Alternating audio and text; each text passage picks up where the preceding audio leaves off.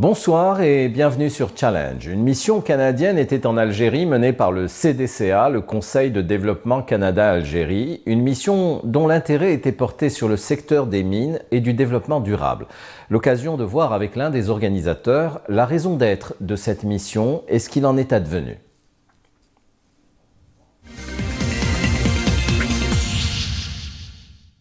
Rani Roli, bonsoir, bienvenue sur Challenge. Bonsoir, merci de l'invitation, Rida. Je vous en prie, et je rappelle donc à ceux qui ne vous connaîtraient pas encore que vous êtes un brillant formateur, que vous êtes aujourd'hui devenu entrepreneur au Canada, à Montréal, et que vous êtes devenu depuis peu le vice-président du CDCA, le Conseil de développement Canada-Algérie. Le Conseil de développement Canada-Algérie qui vient de mener une belle mission en Algérie, d'après ce qu'il en est rapporté par la presse. De quoi s'agissait-il, en fait? Merci encore de l'invitation. Puis effectivement, cette mission était, j'allais dire, à l'ère du temps, puisque en ce moment même, vous aurez remarqué que le gouvernement algérien voudrait, encore une fois, diversifier l'économie algérienne. Et le secteur des mines se trouvait être, lors de la mission qui a été faite par le CDCA en février dernier, un des axes stratégiques et une des priorités que le CDCA s'est donné.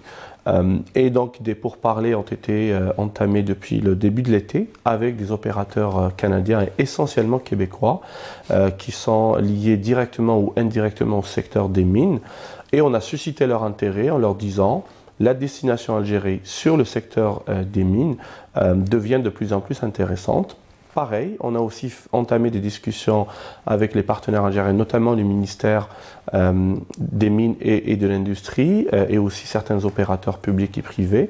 Et nous avons réussi, grâce au concours de Export Québec, qu'il faut toutefois mentionner, c'est Export Québec qui a commandité, cette mission, et nous avons répondu à l'appel en disant: voilà un secteur qui est à privilégier. Et Export Québec nous a soutenus avec aussi les deux chancelleries, donc l'ambassade du Canada à Alger et notre ambassade algérienne à Ottawa. Et très honnêtement, vous le dites effectivement, nous sommes assez ravis de l'impact que ça a créé et de l'enthousiasme que ça a suscité, parce que l'Algérie, côté minier, elle n'était pas, pour ne pas dire pas du tout connue, elle n'était pas vraiment connue par les opérateurs canadiens, essentiellement québécois. Chose qu'on peut plus nier aujourd'hui, puisque l'intérêt a été fortement manifesté par ces opérateurs. Bien. Comment vous recensez...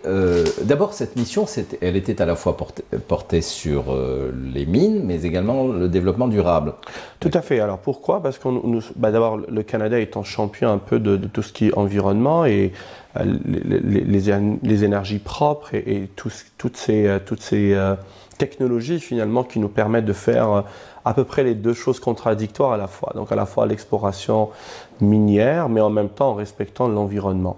Et je vais mentionner il y a quelques minutes la visite et la mission qu'on avait menée en Algérie en février dernier. Le ministère de l'Environnement était un des acteurs avec qui nous avions échangé.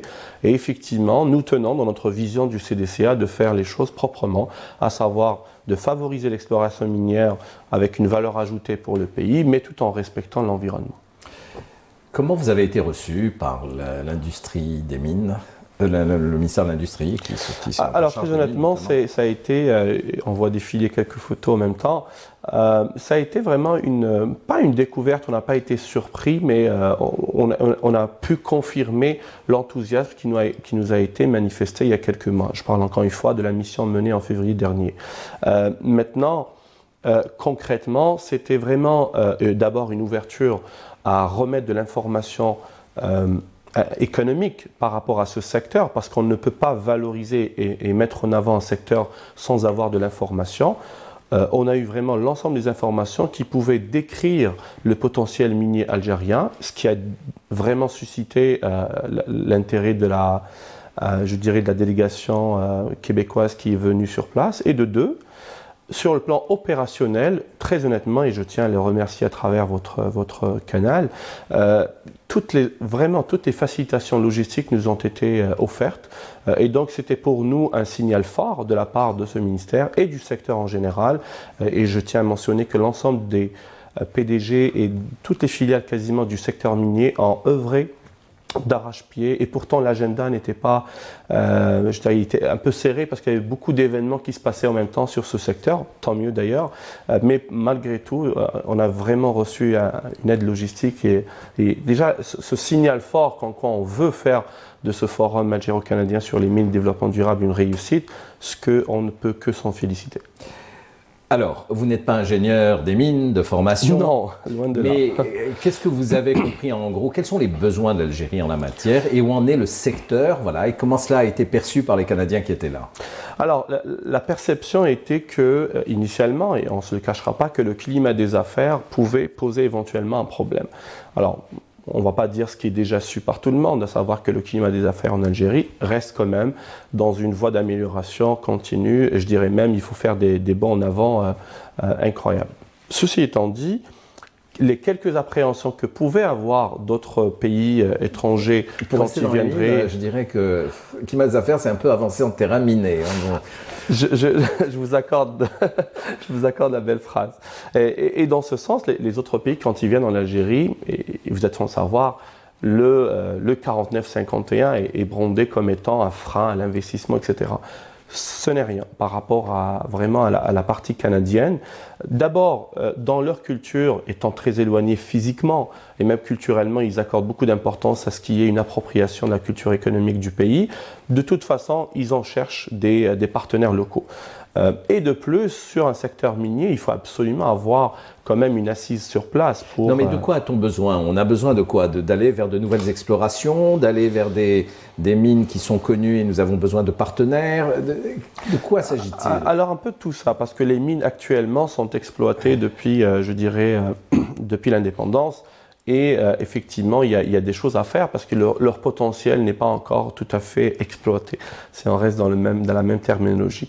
Mais en même temps, le monde des mines, de toute façon, de ce que j'en ai tiré comme résolution pour ma part, le monde des mines est en train de changer et d'évoluer dans le monde. Donc il y a les agrégats qui sont plutôt classiques pour l'industrie, qui sont quand même assez maîtrisés, mais il y a ce qu'on appelle les minéraux rares ou les terres rares, qui demandent une expertise tout à fait particulière en vue de les exploiter et d'en tirer une valeur ajoutée sur la scène mondiale, autant que sur la scène locale, finalement. Dans laquelle les Canadiens ont une expertise pour les terres rares? Absolument intéressante, parce que en fait, le Québec, qui exploite ces mines depuis, je vous dirais, plus d'un siècle, est passé par là.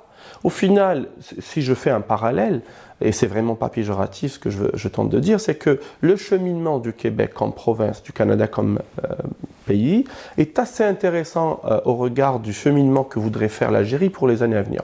On parle de l'arsenal fiscal et juridique, comment attirer des investisseurs, ça le Québec l'a fait. On parle des infrastructures de base pour attirer des minières juniors et seniors, ça le Québec l'a fait. On parle de l'expertise de formation, nous avons apporté avec nous justement un opérateur dans la formation spécialisé en mines qui est reconnu sur la scène internationale et qui tend pour parler avec les secteurs, donc les instituts de mines en Algérie pour éventuellement faire une collaboration, un partenariat. Il propose, c'est tous les corps de métier des mines. Non mais d'accord, mais de les former au Canada ou bien de venir ici? Je dirais les conditions sont en train de se traiter entre les deux parties. Ce que j'en sais, c'est que, il y a un appétit féroce de la partie algérienne par rapport au savoir-faire et l'expertise terrain, pas que théorique.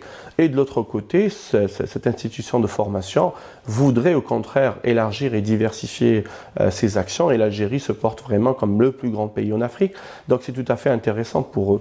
Maintenant, la diplomation, effectivement, il pourrait y avoir des choses éventuellement qui puissent être reconnaissance des diplômes ou quasiment un diplôme qui soit voilà, éventuellement du Québec. Mais ça, je laisse aux deux opérateurs eux-mêmes d'en faire. Vous parlez de deux opérateurs. Je pensais que c'était en liaison avec le ministère. Ah non, c'est vraiment... Quel serait le deuxième opérateur? En fait, il y a deux opérateurs canadiens, c'est ça? Non, un opérateur canadien et un opérateur savoir algérien. Quel est le nom de l'opérateur? C'est l'Institut des mines algérien qui est du côté de Boumerdès, mais aussi au niveau En fait, c'est une région très très éloignée du Québec, qui est assez chère justement aux Québécois en termes miniers. Elle est au cœur finalement de bassins miniers et qui a développé une expertise minière fort intéressante dans son directeur général. Et non seulement il a été présent lors de la mission, mais il est resté même quelques jours après pour vraiment explorer les possibilités. Sur l'exploration elle-même, sur l'exploitation des mines elles-mêmes, quelle est la demande du gouvernement algérien? Est-ce qu'il y a une demande de partenariat? Alors, au niveau du partenariat, ce que nous avons entendu de l'opérateur officiel, à savoir le groupe Manel, ça a été vraiment qu'il y a une demande de partenariat et une ouverture, en tout cas, quasi sans limite. Il y a effectivement le facteur 49-51, encore une fois, qui n'est pas un enjeu. Et qui a été souligné pendant... Qui a été souligné en toute franchise. Je dois d'ailleurs mentionner une chose. Il y avait vraiment une telle transparence, une telle franchise et un tel discours de réalité que les Canadiens sont venus quasiment à être vraiment surpris de cette qualité d'échange. Et ça fait plaisir parce que c'est en lien aussi avec la crédibilité que le CDC a mis en avant, que quand on parle, on dit les choses telles qu'elles sont, mais on est positif, dans le sens qu'on essaye de faire le lien entre la culture canadienne de comment faire les affaires et la culture algérienne de comment faire les affaires, c'est quoi leurs besoins. Et leurs attentes aussi, parce qu'au-delà des besoins, il faut avoir des attentes clarifiées. Et nous pensons avoir réussi jusqu'à un certain point cette mise en lien entre la perception, j'allais dire, des opérateurs canadiens vis-à-vis d'un marché algérien qui connaissent que trop peu, et aussi le grand potentiel algérien qu'il fallait quand même défraîchir et arriver à des choses beaucoup plus pointues. Et entre autres, la formation en fait clairement partie. Je pourrais vous en mentionner un deuxième, qui est l'arsenal fiscal et juridique, qui a déjà été amendé depuis quelques années en Algérie, mais qui a encore du chemin à faire. Et les gens du ministère ont vraiment salué les pourparlers et aussi la prédisposition. Attendez, sur l'arsenal, sur le domaine fiscal, qu'est-ce qui est demandé de la part des Canadiens? Concrètement, c'est l'attraction. Non, qu'est-ce qui est demandé par les partenaires? C'est plutôt une évolution sur les incentives, ce qu'on appelle pour attirer des investisseurs. Il y a certaines conditions à mettre en place et le gouvernement, en l'occurrence le ministère, évidemment se trouve dans une position où il voudrait élargir cette attractivité et les opérateurs canadiens lui ont clairement dit il y a certains jalons à franchir et je pense qu'il y a des pourparlers qui vont se poursuivre pour améliorer l'attractivité algérienne sur le plan fiscal et juridique. Il y a déjà des jalons qui sont franchis. Et ça a été discuté au niveau de la NDI, c'est ça? Vous avez été reçu par la NDI? Entre autres, à l'ONDI pour qu'ils comprennent, parce que les opérateurs canadiens ne connaissaient pas les mécanismes ou de financement ou d'aide ou d'accompagnement des investisseurs.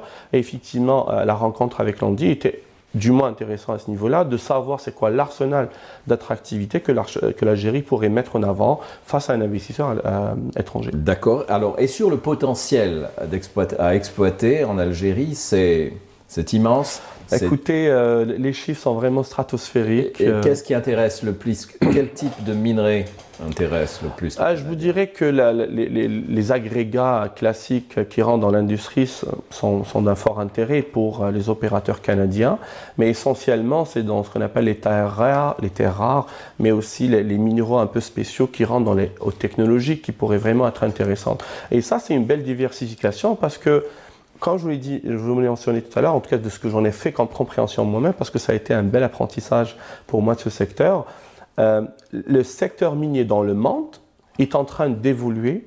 Et donc, ce qui avait de la valeur avant a peut-être toujours la même valeur, mais il y a des choses qui sont à côté, même que quantitativement sont moindres, mais pourraient avoir un potentiel de diversification et même de maîtrise des technologies vachement intéressant.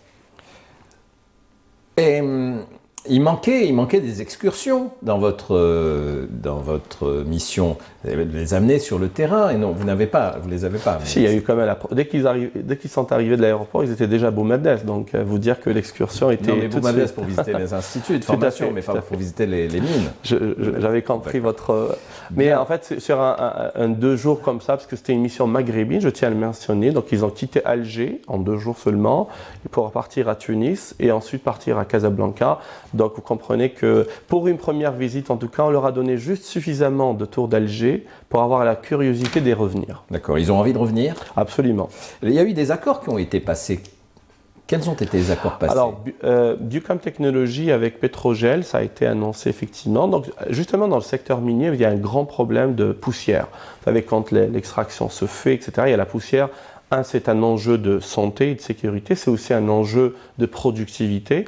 Et donc ça, le partenaire Bucam Technologies a pu démontrer avec des tests sur le terrain qui ont été concluants qu'il y a un produit qui a été mis de l'avant en vue de atténuer, sinon presque éliminer la quantité de poussière qui est sur le secteur minier, la mine. Et ça a été vraiment reçu très favorablement par le partenaire algérien. Le partenaire algérien qui s'appelle Petrogel. Petrogel et le partenaire canadien Biocam Technologies. D'accord, d'accord. Donc ils ont promis de se... Bon, alors je vois que la formation a marqué aussi beaucoup les discussions. C'est un volet qui va être sans doute pris en charge. Clairement, parce que le volet de la formation en Algérie a été un peu, pas délaissé, mais du moins il a été stationnaire depuis quelques années. Et là, avoir ce renouveau, parce que il faut dire ce qu'il en est, le secteur minier jusque-là n'a jamais été vraiment mis de l'avant de façon prioritaire. Maintenant qu'il l'est, et je pense que vous avez vu les annonces qui ont été faites aussi par d'autres pays avec des partenariats sur TBSA, etc., des montants assez faramineux, pour tout ça, il faut de la main-d'œuvre, et la main-d'œuvre qualifiée, et une mise à niveau aussi de cette main-d'œuvre, faut-il qu'elle existe encore, et je pense qu'il faut même recruter de nouvelles potentialités. Tout ça, le secteur de la formation, je pense que le Canada n'a plus à démontrer sa valeur en ce sens, tant sur le plan pédagogique avec des approches par compétences, etc., que le secteur minier lui-même, parce que former c'est une chose, former dans le secteur minier on est une autre. Donc je pense que là on a réussi à trouver une combinaison assez gagnante pour satisfaire les deux besoins. Je sais que vous avez beaucoup évolué dans la formation, ça ne vous intéresse pas de vous lancer dans les mines? Pas tout à fait. Les entreprises canadiennes qui étaient là étaient des entreprises québécoises? Pour la plupart, effectivement, parce que comme Export Québec était notre partenaire, donc naturellement, c'était la province du Québec. Pour un peu ceux qui ne se situent pas, c'est comme une grande wilaya.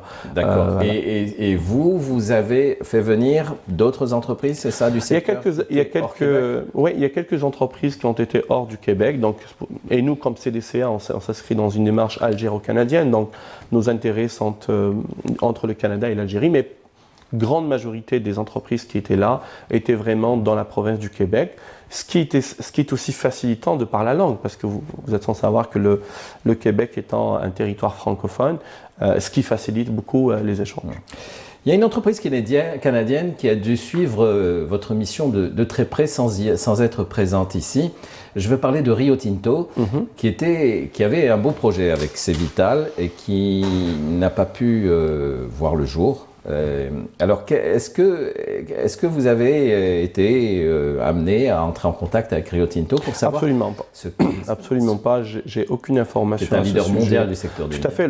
Lui-même, en tant qu'opérateur, est assez connu dans le secteur, mais le dossier en particulier, encore moins un lien avec cette mission. Et il n'y en avait aucun, en fait, ni dans la préparation, ni dans le déroulement de cette mission. D'accord. La prochaine étape, c'est quoi? Alors maintenant, pour le secteur minier, en tout cas, c'est dans... Pour le secteur minier, pour cette mission, qu'est-ce qu'ils se sont promis? Il y a un gros événement qui se passe à Toronto, qui est un peu la messe annuelle, j'allais dire, du secteur minier. Et ça fait quelques années qu'on souhaite avoir la présence de l'Algérie dans ce gros événement. Et on est en train vraiment de concrétiser une présence algérienne sur ce gros événement. Pourquoi? Parce que c'est là que tout se passe. Si vous dites en tant que pays que j'ai envie de mettre le potentiel minier en avant, ben, il faut aller là où les décisions se passent. Quelle est la date de ce...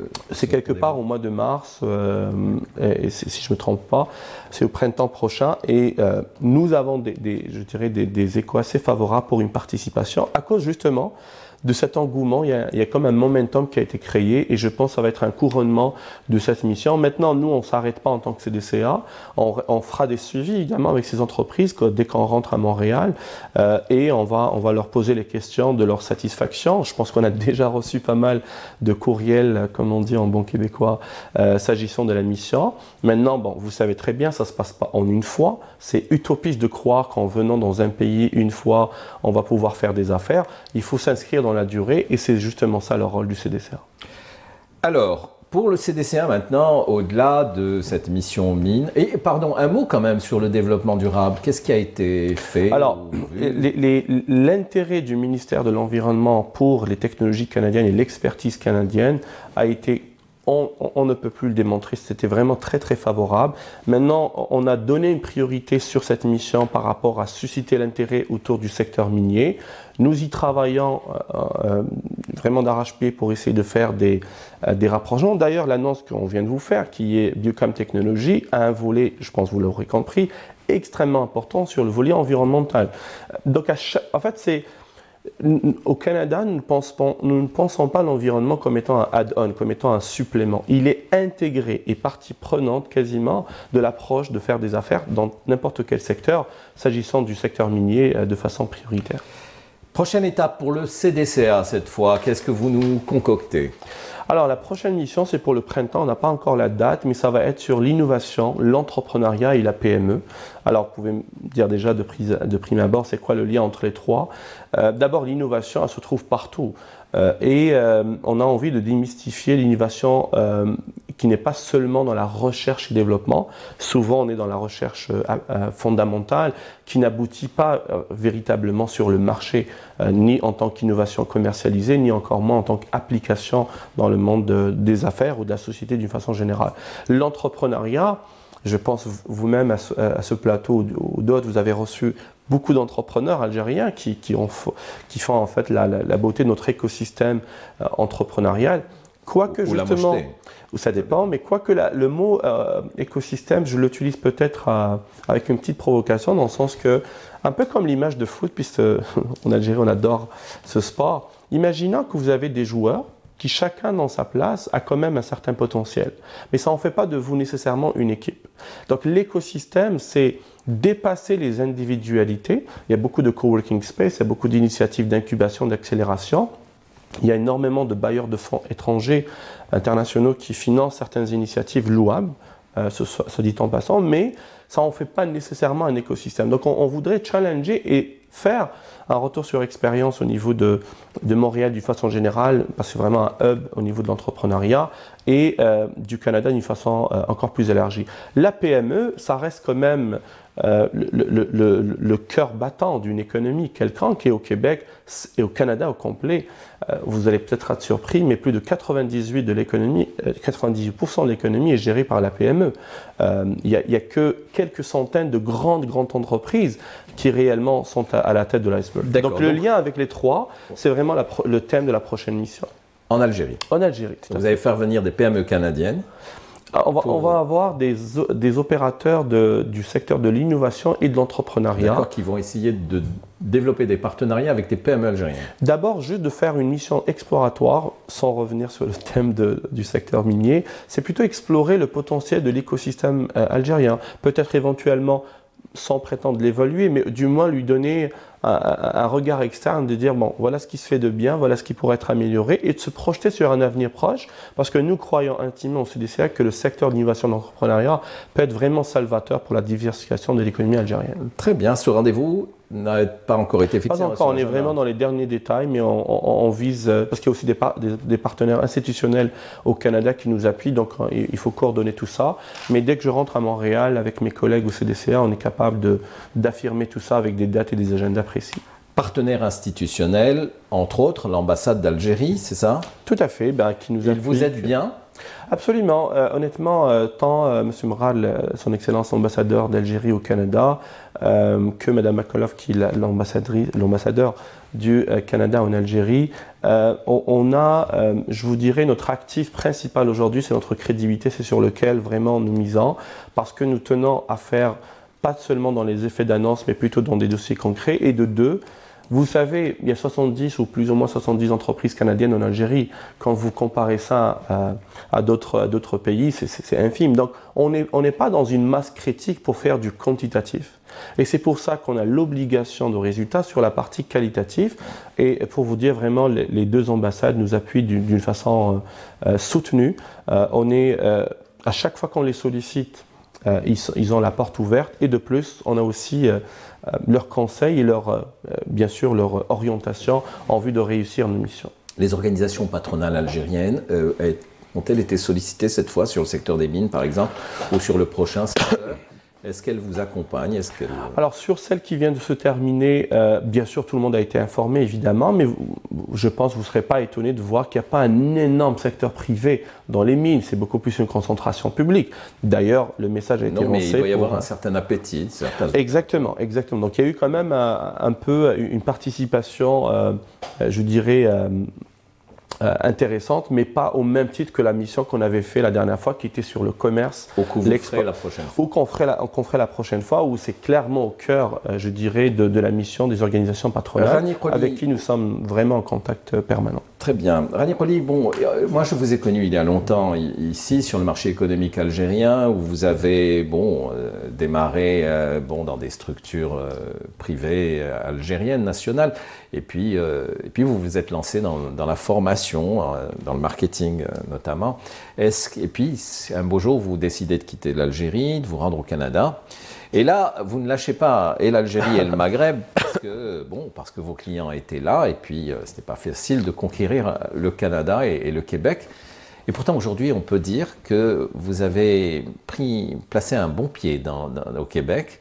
Ça fonctionne bien pour vos activités, vos entreprises. Je sais que vous avez récemment vous avez acquis un marché avec le ministère de l'Éducation national, enfin le ministère local, provincial du Québec, et ça c'était une performance en soi.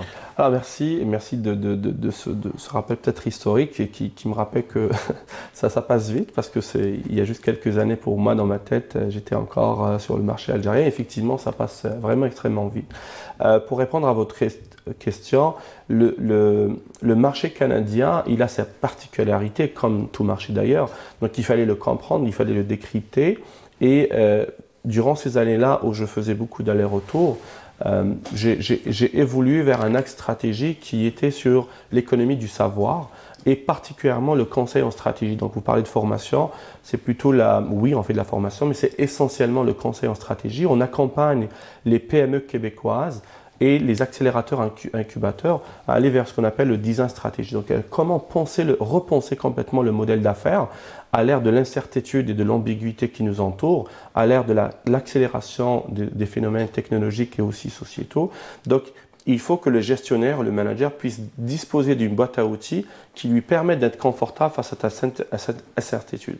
Je me suis positionné là-dessus et aujourd'hui, effectivement, quand vous le mentionnez, quelques collaborations fort intéressantes comme refaire en partie en tout cas le cours du ministère de l'Éducation au Québec qui s'offrait à plusieurs milliers d'entrepreneurs au Québec sur la partie justement modèle d'affaires. Ça a été une belle fierté pour moi. Ce que je souhaite davantage avec ce lien Canada-Maghreb ou Québec-Maghreb en particulier, c'est un changement de paradigme. Je crois que nous dépensons des ressources énergétiques, financières et même de motivation de nos entrepreneurs encore aujourd'hui sur l'ancien paradigme qui était... Vous parlez des entrepreneurs algériens ou canadiens ou mondiaux? Algériens ou vraiment tout le monde, y compris au Québec. On est encore en train de faire cette transition et je vous l'explique en un mot. C'est qu'avant, c'était construisez-le et les gens vont l'acheter.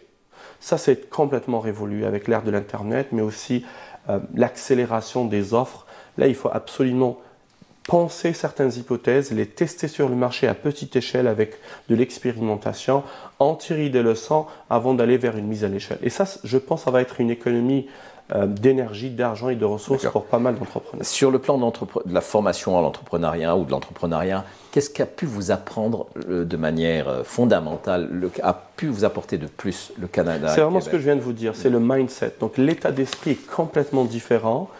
Et il est juste du bon sens et j'essaie d'en faire un levier de communication, que ce soit à travers des ateliers workshops, que ce soit à travers des mandats de consultation auprès des entreprises en démarrage ou établies. Ce changement de paradigme et cette attitude entrepreneuriale du XXIe siècle, j'en fais vraiment ma passion. D'ailleurs, je me dis que j'ai envie de changer le monde, un modèle d'affaires à la fois. Donc quand je me réveille, c'est vraiment la mission qui m'anime dans toutes mes activités. Allez, un mot vers l'Algérie. il y a un meilleur climat quand même. Absolument, ici. Si on n'a pas le absolument. climat des affaires, on a le climat tout court. Alors, même pour le climat des affaires, j'ai cet avantage de voir quand même l'évolution des choses. On ne s'en satisfait jamais parce qu'on sait le potentiel de notre pays. Mais très honnêtement, à chaque fois que je viens, c'est avec beaucoup de plaisir. D'abord les humains, parce que on reste très connecté et très tactile en tant que Méditerranéen. J'ai énormément de plaisir d'échanger avec des pépites algériennes. Et ce que je crois, et à travers vous justement, vous en faites votre part, c'est de le mettre en avant pour dire ça se passe ici et c'est possible. Et c'est quelque chose que dans le pays pourrait vraiment largement bénéficier. Et c'est toujours un plaisir d'échanger avec vous. Vraiment, merci. Merci encore. Bon retour au Canada merci. Et à la prochaine mission. Je l'espère. Voilà, mesdames et messieurs, je vous donne ainsi rendez-vous vendredi prochain, 21h, pour un nouveau challenge.